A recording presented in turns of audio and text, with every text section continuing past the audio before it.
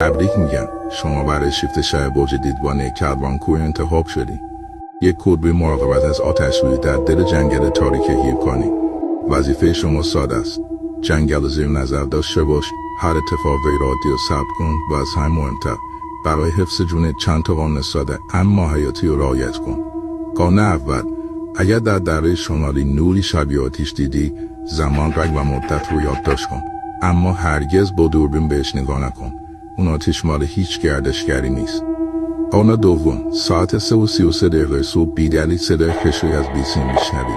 یه صدا آروم اسویت رو صدا میزنه. فقط بگو من نیستم. بعدش بیسیم خاموش کن. اگه جواب بدی تا صبح زنده نمیمونی. قانون سوم: اگر صدای کوبیدن از زیر زمین شنیدی، یادت باشه هیچ کس اونجا نیست. هیچ وقت در چوبی کفو باز نکن. فقط یک آش سیب جلوش بذار و قفلش کن و از اونجا دور شو.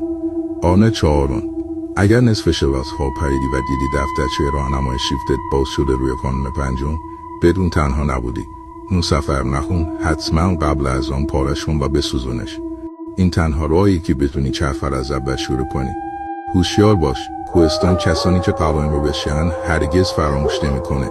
برای راهنمای بیشتر فالو کن. موفق باشی.